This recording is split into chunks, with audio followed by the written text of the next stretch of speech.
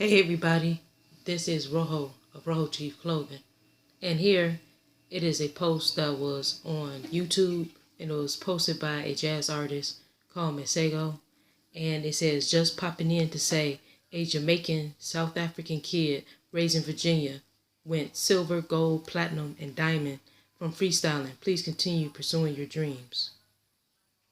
And then as you see right here, he has the song Tadal, and it says certified platinum, over 1 billion global streams.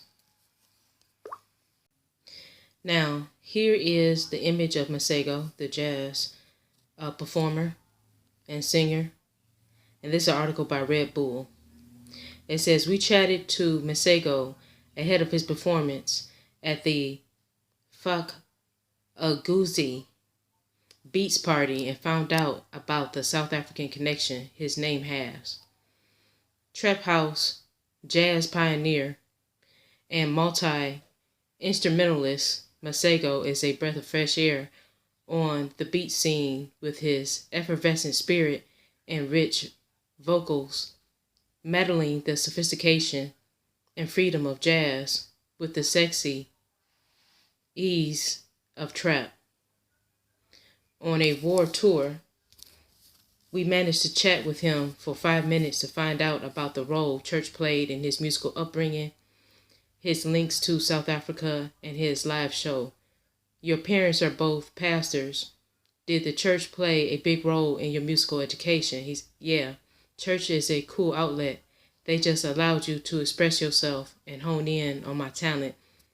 Anything that I learned would be being around talented musicians at church. You play a variety of instruments and are constantly learning new ones. What drives you to keep learning new instruments? Women, 100%. Can you explain the South African connection of your name? Some of my family is from South Africa, so that's a part of that. But in high school, I did a final senior project just to look more into culture. I'm Jamaican. My mother is from Atlanta, Georgia. I've got some distant family from South Africa, some family from London. So I wanted to connect all of the dots. One of those steps was figuring out the South African side, and my first step was looking at the name chart. The name jumped out to me because my nickname in church was Little Blessing, because I could learn all these instruments without lessons. So I was like, oh, cool.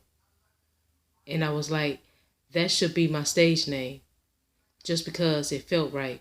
I started to perform under that name, and I knew the correct pronunciation, but being in America, everyone is going to mess up the pronunciation. So I was at least thankful that they were open to understanding what the meaning of it was.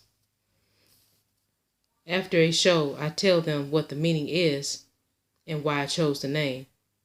When South Africans find my music, they know how they pronounce it, and they definitely know how common of a name it is over there, which is cool.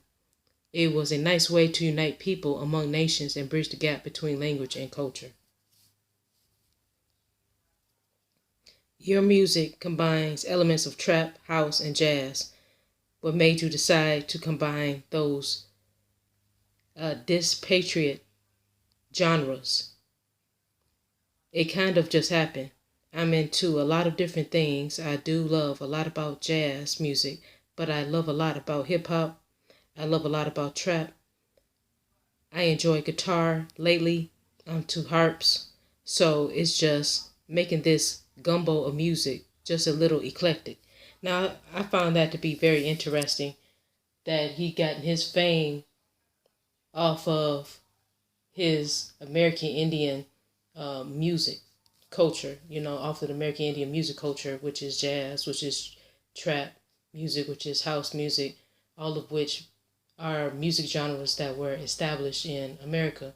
But he also adds elements of African music, African beats to his music as well, which I find to be very interesting. So tell me, what do you think about this? Did you know this information? Please drop me a like and subscribe to my channel if you haven't already. and hit the notification bell to know